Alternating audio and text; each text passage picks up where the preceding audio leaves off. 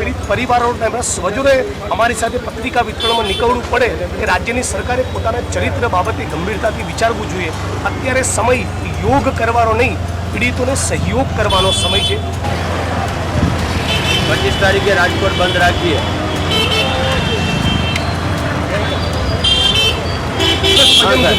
ભાઈ આવીએ આપણ પીડિત પરિવારમાંથી અપીલ કરવા માટે તમે એના દુઃખમાં આપણે કાંઈ નહીં, પણ એમ કે એના ન્યાયની લડાઈમાં આપણે 100% એમાં તો આપણો આપણા માટે સારું છે ને। બધા મિત્રો સપોર્ટ કરજો જરા।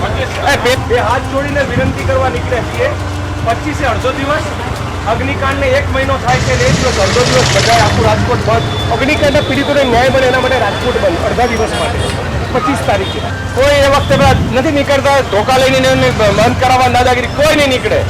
જેનો માયલો જાગે છે એ બંધ રાખે, જેનો માયલો મરી ગયો હોય ગમે એમ ખુલ્લો વેપાર કરે, કોઈ વાંધો નહીં।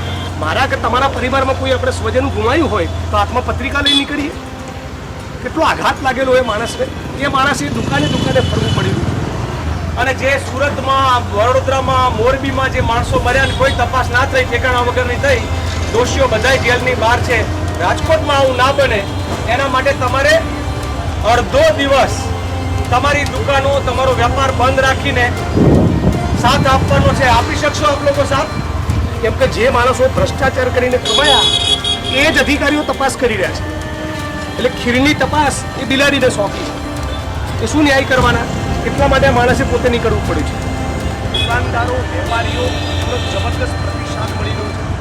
છેલ્લા 20-22 દિવસથી આપ સૌ જાણો છો કે અમે રાજકોટમાં રાત દિવસ મહેનત કરી રહ્યા છીએ।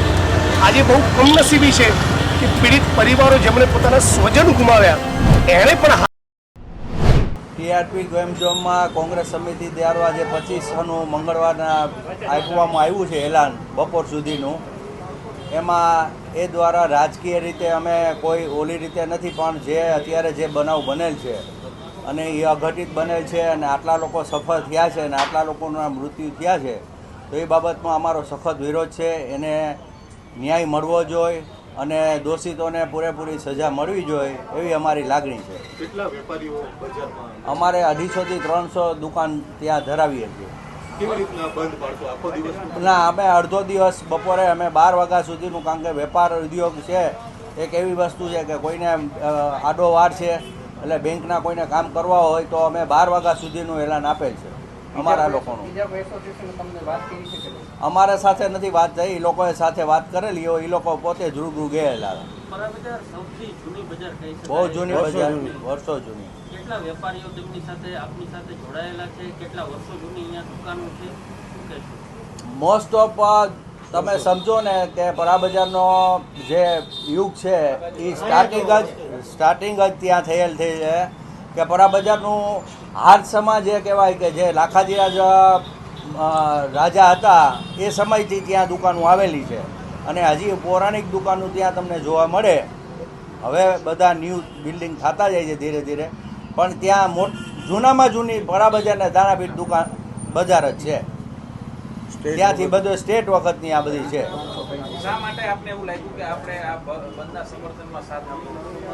સમર્થનમાં એટલા માટે કે જે આ રાજકોટ ખાતે આવો બનાવ બને છે અને આ અઘટિત બનાવ કોઈ દિવસ કોઈ પણને સહન ન થાય એવો બનાવ છે અને આટલા નિર્દોષ માણસો જે મરી ગયા છે એના માટે અમને ખૂબ જ દુઃખની લાગણી અનુભવીએ છીએ। અમારા બધા એસોસિએશનના સભ્યો, કારોબારી સભ્યો, ત્યાં વેપારી મિત્રો, એને ખૂબ જ અમને લાગણી દર્શાવી છે કે ભાઈ આના સામે આપણો સખત વિરોધ, અમે આપેલા બી સખત વિરોધ કર્યો હતો અને એ અમારા 2 મિનિટ મૌન પાડીને અમે દાનપૂન કરીને અમારો વિરોધ દર્શાવ્યો હતો।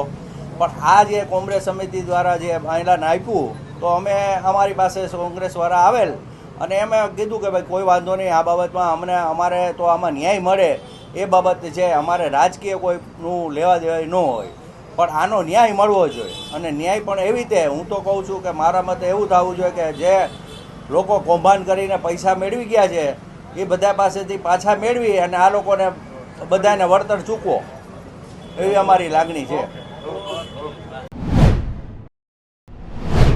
આ પીડિત પરિવારો તેમના સ્વજનોએ અમારી સાથે પત્રિકા વિતરણમાં નીકળવું પડે કે રાજ્યની સરકારે પોતાના ચરિત્ર બાબતે ગંભીરતાથી વિચારવું જોઈએ। અત્યારે સમય યોગ કરવાનો નહીં, પીડિતોને સહયોગ કરવાનો સમય છે. 25 તારીખે રાજકોટ બંધ રાખીએ. સ્વજન ગુમાવ્યા. ભાઈ આર્યા આ પણ પીડિત પરિવારમાંથી છે. અપીલ કરવા માટે બધા પીડિતો તમે અરે એના દુઃખમાં આપણે કાંઈ નહીં, પણ એમ કે એના ન્યાયની લડાઈમાં આપણે સાથે રહીએ. 100% એમાં તો આપણા માટે સારું છે ને. બધા મિત્રો સપોર્ટ કરજો જરા. બે હાથ જોડીને વિનંતી કરવા નીકળ્યા છીએ.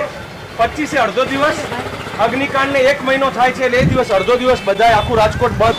અગ્નિકાંડના પીડિતોને ન્યાય મળે એના માટે રાજકોટ બંધ અડધા દિવસ માટે 25 તારીખે. કોઈ એ વખતે પેલા નથી નીકળતા ધોકા લઈને એને બંધ કરાવવા દાદાગીરી કોઈ નહીં નીકળે.